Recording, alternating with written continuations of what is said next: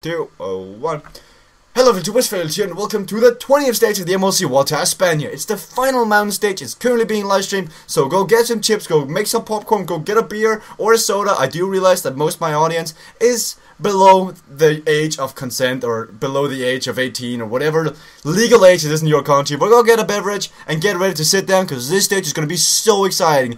I am solo broadcasting this today because I've seen the conversation before that you did enjoy the input of other commentators, but you prefer when I'm doing my own thing. So I'm going to do that for this stage because it's the most important stage of the entire MLC Vuelta Espana. Let's get ready. The first guy to attack is Domenico Pozzovivo. He's being followed by Hechidal, Kreuziger, Villemot, Federico, and Suizov. This is a very strong breakaway. And if they get away, if the Peloton lets these guys get away, they could very much take the stage. Before I started recording this, before the stage went live, I took a look at how many stages the breakaway has won. They have won a total of 8 stages, and they won 6 in a row. Are they going to make it 7 in a row? Let's see. But no, right now, Omega Pharma Quickstep are not allowing a strong breakaway to get away. They want to try and set it up for Jean-Christophe Péraud, who's currently in that red leader's jersey, and he currently has 40 seconds down to Romain Bardet, so he just needs to take it slow and make sure that he does not lose seconds to Romain Bardet today. I think he can lose time to anybody but Romain Bardet on this stage. Then he's going to be looking pretty good for taking the red jersey. See, we're going up the first climb of the day. This is a Category 3, but this is a brutal Category 3. Actually, we're first going up an uncategorized climb, which looks to be a Category 1 by the looks of this. This is a really tough climb, and Samuel Sainz is going to be using this. He's going to go away into the attack. Is he going to be followed up by anyone? Yeah, he is. He's going to be followed by Frank Slade and Daniel Moreno. I know baseball have been screaming at Daniel Moreno to go in the breakaway. He's being followed by Roberto Uran. Uran has been kind of silent this entire MLC Vuelta Espana in 2014, but he's going to go for it now. Also, we see Van den Broek, Kanger, and Betancourt are going to go for it. Betancourt, also another competitor who's been somewhat silent. Thiago Machado tries to go into the breakaway. So does Vasil Kirienka. Behind him is Carlos Sastre. Carlos Sastre is going to go in the breakaway. The one, the legend, Carlos Sastre. He's also being followed by Villemot and David Lopez Garcia. I can't see the Peloton letting these guys go away. This is such a strong breakaway. Also, Christopher Blon is up there. He's going to try to do something. So currently, he's got a 1, 2, 3, 4, 5, 6, 7, 8, 9, 10, 11, 12, 13 guys in the breakaway. Such a strong breakaway. Can they keep it all the way to the line? It does look like Jeremy Roy and Phil Gilbert is at the front setting the pace, but I don't think they're catching the breakaway. Like right now, the guys in the front are stronger than the two guys setting the pace in the Peloton, and it's looking good for the breakaway. 13 guys, and I believe this breakaway could go all the way. We might see the 7th time in a row now that our breakaway steals the honors of getting first over the line. But that doesn't mean the Peloton is not going to fight for bonus seconds. The red jersey is still at play, and there's by no means that Jean-Christophe Péraud has that sealed. Like only 40 seconds down to Romain Bardet, but they could easily take that. But we're now going over the Category 3, and there's also a play for the overall mountain classification. Currently, the leader of that one is Stefano Pirazzi, but he's only got 37 points in that one. He's got some close competitors in this one. Let's see who all up here's got a chance. Samuel Sanchez right now is 8th, and there's 34 points to fight for in today's stage. Samuel Sanchez could steal this one. I don't see anyone else really in the breakaway that could steal this one. Daniel Kanger also up here with 14 points, could do something. Pozzovivo did not get away. He's in the Peloton. Actually, Omega Pharma Quickstep are really doing their best to set on a real hard pace. They have actually dropped right now 22 people, and they're trying to just keep a leash on the breakaway. And if they keep this up, it's going to be a tough day for some riders, and they could abandon the very final stage, not the very final stage, but the very final mountain stage. That would be horrible for some of these riders who's got a chance in the time trial tomorrow. Tomorrow's stage is an 8-kilometer time trial, which many of these other guys who are now falling behind could go for. But I hear in the chat that I might have some minor frame drops. If that keeps happening, guys, could you please say so? Because then I can fix it.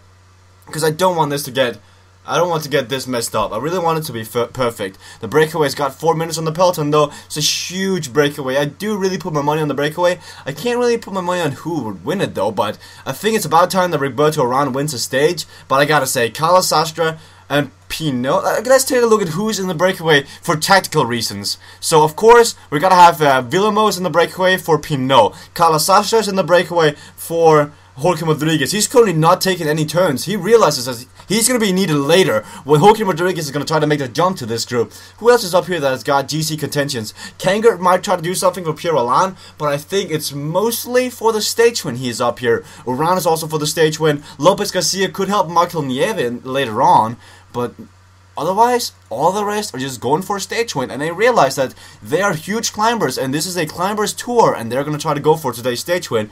Meanwhile, take a look at this Omega Pharma Quickstep dominance. I believe they've got every single rider at the front pacing. They're showing such complacency right now, just making sure that we're gonna have everybody at the front. We're not struggling. We've got such a big team, such a strong team. We're just gonna keep an acceptable lead on you guys. Because if they don't get more than 30 minutes, they're not gonna lose the red jersey. Let's take a look at the time caps. Actually, yeah, 30 minutes is closest by Betancourt. 20 minutes, 26 minutes, yeah, just don't give them 20 minutes and you should be fine. I don't think that Pirot really cares about the stage win. I think only cares about the red jersey. Getting the red jersey would be such an honor for a Frenchman like him, because you don't expect him. You don't expect him to win MLC Vuelta Espana. You expect Rodriguez, you expect Van Garderen, you expect these other guys who have been in the past. You expect Hesjedal, these other guys who've proven they can do something in the past, but Jean-Christophe Pirot in the past has been a disappointment, but now he's showing up at the MLC Vuelta Espana. He could be a sleeper for the up-and-coming MLC MLC season next year. This is the Sandio has been on the ground. It's gonna be a bad loss for AG2R there. It's not good for them, but like, the MLC season is coming to an end. The jersey is being made, the winners are being contacted, and it's now you have to give your all. You have to just put everything on the table. You realize you're going to have the off season now. It's going to be like, what, 6 months until the MLC show d'Italia comes around. So this is the last. You're going to have to enjoy the MLC for 6 months. So make sure you're enjoying it right now, because if you're not, well, you're going to have to wait till another 6 months to watch a live one. Maybe even compete yourself.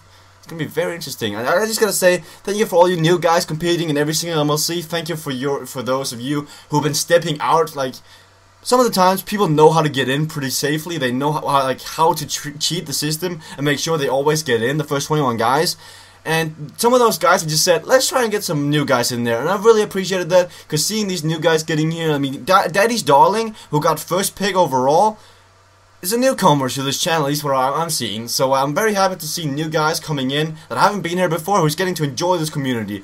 Well, 70 kilometers left. The breakaway's got 30 minutes on the Peloton, and it's looking really good for them. Vilmo goes first over the King of the Mountain sprint, but I don't think they're really fighting for this one. I think Stefano Perazzi has the King of the Mountain jersey in the bag, and that's just a tale of that shows when 7 stages in a row, or no, 6 stages in a row, 8 in total, being won by the breakaway. The contender. It's gonna go to an aggressive rider, going to a fighter who's really gonna fight for it. Stefano Perazzi is the definition of a fighter. But it does not look like the Peloton is really caring about the breakaway. They're not gonna go for the stage win. They're gonna go for GC time. They're just gonna go for bonus seconds in the end, I guess. So the 13 riders in the Peloton, all very possible of winning the stage, but also, the fact that Omega Pharma Quickstep by just letting these guys go is pretty bad for Joaquim Rodriguez and Carlos Sastre, because how is Joaquim Rodriguez ever gonna jump the gap up to Sastre when they have a 15-minute gap in between them? That 15-minute gap is equal to 10 kilometers. That is just crazy. Do you expect Joaquim Rodriguez to gap 10 kilometers? That would mean that Sastre would have to go back and give up the stage chances just to help Rodriguez have a chance. Just for him to have a chance. Let's see, the audio might have cut out according to Baseball Lover. Well, if it does, I'm sorry, guys. But that's how it's going to be. We're already so far in. This is how it's going to be, guys. We can go back to X1 now for the final 60 kilometers. Not much is happening, no, but the breakaway still keeps up gaining time. They're up to 50 minutes and 27 seconds. Some of these guys could honestly make it into top 10. Let's take a look. Currently, Uran 18 minutes behind. Wait, Uran is like 3rd place right now. Wait. Uran is currently in 5th place. With 15 minutes, Roberto Uran goes from 17th place to 5th place in one stage. And the gap is growing. Nobody are setting the pace. Nobody's setting the pace in the Peloton. I just realized this. Uran currently is going to be in 5th place. And if he keeps this up, Uran could actually sneak his way into top 3. This is the MLC Vuelta Espana. Madness every single stage, and the madness is not over. Let's take a look at Betancourt. Where is he in the overall GC? He is 20 minutes behind, so he's currently 4 minutes behind. He is also in 5th place. So currently, we've got Uran in 5th place, Betancourt in 6th place. What's going on? They could move up. They've got 16 minutes now. Could they take the red jersey on this final mountain stage? Nobody pacing in the Peloton. Why is nobody pacing in the Peloton? Why is nobody taking up the pace?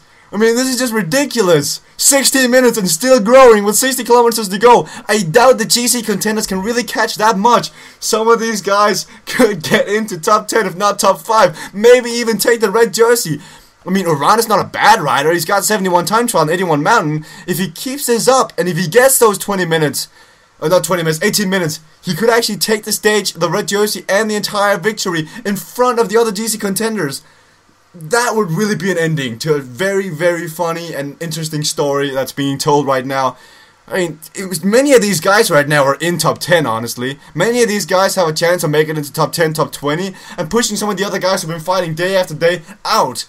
I mean, this is just madness. But it looks like Omega Pharma Quickstep are gonna set the pace now. They realize that they gotta wake up. So Marty C wakes up and puts on the pace now, and they're gonna keep the gap at 16 minutes and 35 seconds. So that does mean the red jersey is out of contention, but they do not care about the other riders. I think they might even be mocking some of the other riders or some of the other GC teams and saying, "So guys, we're not in trouble, but you guys might be in trouble. It's time for you guys to help us." But I mean, we might have to see an attack early in the Category 1 just to keep their place. I'm really wondering why some of these other guys in the GC are not doing anything. I mean, Aru is in trouble, Kwiatkowski's in trouble, Roland is in trouble, Van Gardner's in trouble, Pinot is in trouble, Costen's in trouble, Rodriguez is potentially in trouble. Why are they not sending anyone to the front doing the pacing? Oh, it looks like the hurt is on Omega Pharma Quickstep right now. We're going up a small incline right now, but they've been pacing the entire day, or at least at the front, and it does look like they're finally taking some hurt out of this. They're realizing that you can't just be pacing for an entire day and just expect it to be a fairy tale ending in the end. You're going to need other teams to help you, and that's what's happening right now. And post-chain reaction are getting scared. They've got Rafael Maika in 3rd place, and they're getting scared. They've sent Evans, Koenig, and Christian Meyer up to the front. They realize that they could lose their GC spot right now, and they're setting the pace. They're getting scared of around the other. Total brain aneurysm right there. They're getting scared because right now the GC contenders are here. Meanwhile, the real breakaway, the favorites for this stage, are out here. But their gap is now decreasing. It's down to 16 minutes now. So I don't believe the red jersey will change hands, but some of these guys could move into top 10. 30 kilometers to go, and the breakaway starting the second or the penultimate climb off the MLC Vuelta Espana. The Peloton is now being shredded to pieces. The big pace of Cadel Evans, the former world champion, is shredding the Peloton up. We've only got 115 guys left. Ooh, Fabio Aru is on the ground. Fabio Aru is on the ground. It could not get any worse for Fiascoche. His MLC Vuelta Espana has been painful to watch, to say the least. And now Aru, 10th in the GC, is on the ground. And there's nobody coming back to help him. Nobody's coming back to help him. Why is nobody coming back? We see Wiggins is here, Sitzo is here, Buea is here, Cataldo is here, James Thomas is here. But nobody's moving back to help him. What's going on? Why? Wait, where is he? Is Aru already back? No, where's Aru? Aru is down here. Aru is down here, but nobody's helping him. Nobody's helping him. It's over for Fabio Aru. We're seeing a repeat of the Mollema incident now. Nobody helped Mollema, and nobody's gonna help Fabio Aru. It's over for Fabio Aru. He might have just lost his top 10, maybe even his top 20 by now. If he's gonna lose even more time, these guys are gonna catch him.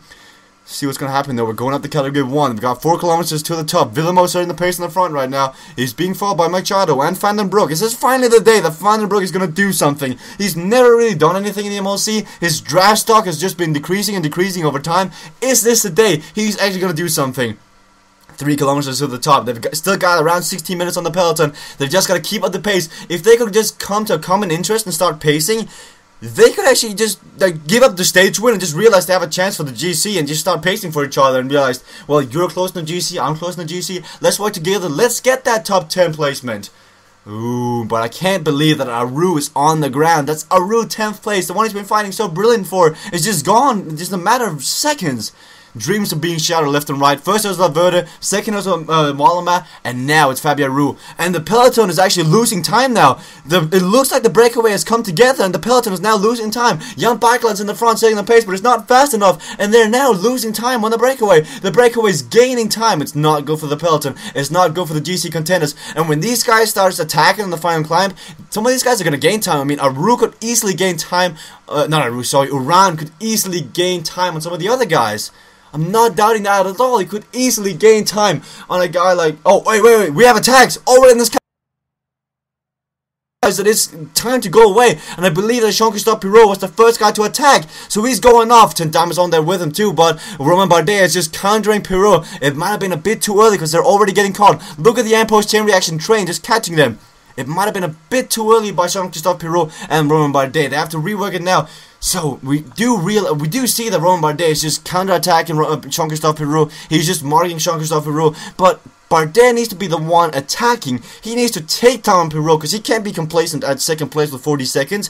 Pirot is a better time trialist, and we're going to see that tomorrow. So if Romain Bardet doesn't do something today's stage, he's most likely just going to lose that second place maybe. Maybe not even get first place at all. Oh, in the front though, we're seeing some riders attacking away. It's Reblon, Villemot, Machado, Kirienka, Lopez Garcia, and the man, the legend, Carlos Sastre also going to the attack. Is he going to get a stage win this one? It's a definite possibility. He knows how to do it. He's done it before. He's won the Out there before in the past, and he's going to try to win here today. Let's see. The final climb today's stage is called the Puerta de Ancadres. And Carlos Sastre must know this one because he's Spanish. He must know these climbs out of his head. And he's going to try to win today's stage. Alexis Villemot goes into the attack. He was one of my favorite riders of the MLC Tour de France 2014. And he's going to try to go in the attack this time and get it. But down the Peloton, once again, we do see Romain Bardet setting the attack on. But Pirot's kind of attacking him. It looks like Costa, Vanguard, and these other guys are realizing it's now or never. They want to get some time as well. But we're seeing this play of cat and mouse between Jean-Christophe Pirot and Bardet. But there goes Pirot. He's off. He's going to try to do a counter-attack on Bardet. Can Bardet counter-attack this? It's very important for Bardet to catch back up to Pirot, because if Pirot takes any more time on Bardet, his dreams are over. But this might be too early. If the other GC contenders catch up, these guys might boink and they might lose time, because right behind them we've got Rodriguez, Vanguard, and Pinot, we've got Costa, we've got Roland, we've got Mayer, Micah. Ooh, we actually see Micah is taking some, he's taking a very relaxed approach to this. He's just letting his team pace, and he's going to try to attack later. It might turn out to be the best possible choice right now. Ooh, it's going to be very interesting, but everyone is all over the road right now. Bardet and Pirot are side by, or actually, Pirot's got a small gap. He's got like a 2 bike lengths. He's got 2 bike lengths down to Bardet, and he's actually gaining time. Pirot is gaining time on Bardet. It's not looking good for Bardet. He needs to catch back up to him now or never. If Pirot starts to climb alone, Bardet is going to lose so much time. But no, Bardet seems to not be able to close the gap. Look, there is a gap here, but he's not able to close it. And from behind is Rodriguez coming with the 3 biggest contenders for the day, for the GC right here, and they're going all alone. Bardet is just not able to close that gap. He is just not able to close that gap, and it looks to be, I wouldn't say all over for him, but if he doesn't close that gap soon, it might as well be. In the front though, we've got a 2-man group going alone. We've got Machado and we got Villemot. Behind them, we've got a group of 11 people trying to catch back up, but it's looking very tough for them, and they're getting shed to pieces, and Carlos Sastre is not having a good day. Oh, see though, Pirot still got that gap down to Bardet, and Rodriguez is trying to close the gap, but it looks like these 3 guys will be fighting for it. They gotta gain time on Pirot, but Pirot is looking really good. And with 9 kilometers to go, he's still got 20 seconds on Bardet. But you never know if Pirot might boink. You never know. These guys are just keeping their pace. They're doing the full swing approach, and they're just gonna keep this up. But the Peloton's coming up, but Mike is not having a good day. Mike is definitely not having a good day. So this might be Rodriguez riding into 3rd place, but Bardet and Rodriguez are sitting up. They're not doing anything. Let's go back to the front though. There are attacks in the front. They're trying to catch back up. We've got Van den Broek and Kanker going alone in the front. Behind them, Moreno attacking as well. This could be baseball lovers' salvation if Moreno managed to win a stage. He's not been doing very good since Valverde left the race, but he's got 4 kilometers to go. Can he catch back up to Kanker?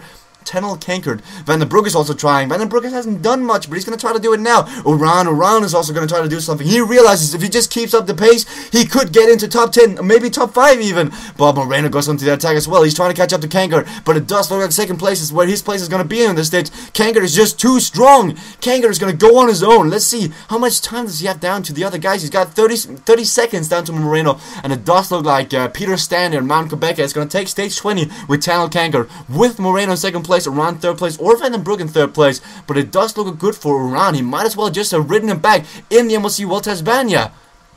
Can't believe what we're seeing right now, ladies and gentlemen. Write this down, remember this date. This stage was crazy, but the winner of this stage is going to be Tunnel Kanker, the Estonian from MTN Quebec. He can put his hands in the air and shout because he put in one hell of an effort, and he's going to win the stage in front of Moreno. And then it looks like Oran has got more left than Van den Broek, who's going to take 3rd place, but he's going to lose a lot of time to Tunnel Kanker, but that's not going to matter in the end. Let's go back to the GC riders though. That's where the real fight is at right now. Back here though, we see where's Jean-Christophe Pirot right here has got a minute down to Rodriguez and Bardet. Jean-Christophe Pirot, a minute. with an entire minute down to Rodriguez and Bardet. Meanwhile, the Peloton, look at this, and post-chain reaction working together like a well-done machine. Roach and Koenig working for Micah, but it looks like they're done now. Micah has to go on his own. They're trying to close the gap out to Rodriguez. If Micah can close the gap out to Rodriguez, he could save his third place. And post-chain reaction really working together as a team right now. But it does look like the red jersey has been sealed. That one is going to go to Marty C of Omega Pharma Quickstep. Jean-Christophe Pirot might as well just take that one. I don't see him losing any more time on tomorrow's stage. And it was very close in MLC Vuelta Espana, but I think it's come to an end.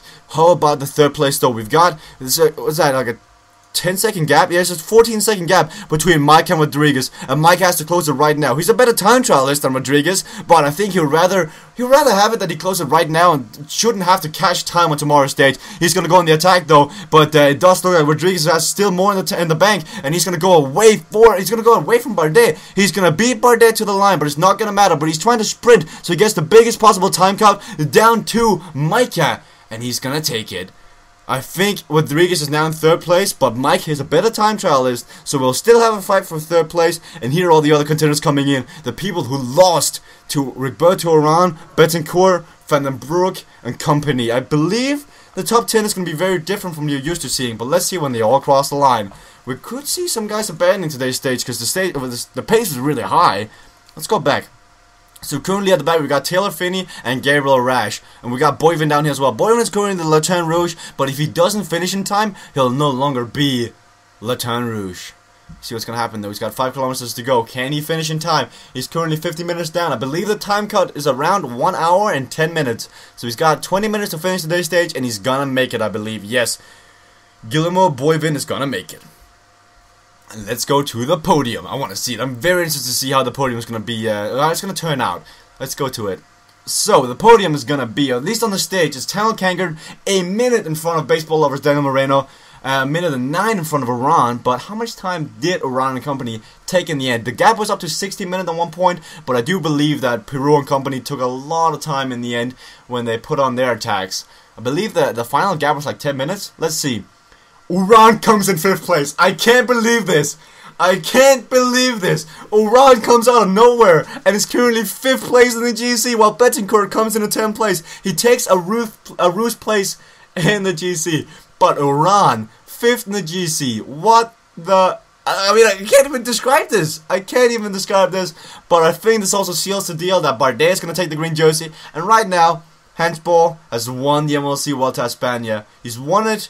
I mean, he gets 2nd in the GC, he gets 1st in the points jersey, he gets 1st in the white jersey classification. He's not out there in the polka dot jersey, and he's not out there in the team classification, but I don't think he's needed. Look at this, Mountain Kopeka tied for 1st with Pirati and Kangert in the Oval Mountain classification. That is going to go to Pirati though, because Pirati is better placed in the Oval GC. That's kind of funny though, that's kind of funny how how MT in Quebec has 2 guys with the exact same amount of points. And Betancourt actually managed to come into 4th place now in the white jersey classification. So he just came back. This is crazy, guys. This MLC Vuelta Espana has been my favorite one. MT in Quebec, 1st in the team classification. That's not gonna change. And that is it, ladies and gentlemen. Come back tomorrow to watch the grand finale. Oh, actually, we had a bunch. They didn't make the time cut, actually. So we've got a new Lieutenant Rouge, and that is Andre Guardini of BMC, being controlled by Fiascoche. But that is it, guys. Come back tomorrow for the time to... come back later today. I believe I'll upload it later this day as well. But on today's stage, later on today's stage, we're gonna have a battle for 3rd place between Mike and Rodriguez. Can Micah take 30 seconds to get onto that 3rd place podium? It's going to be a tough task, but with 12 points difference in time trial, it can surely happen. Thank you guys for watching, and see you guys tomorrow, later today in the time trial.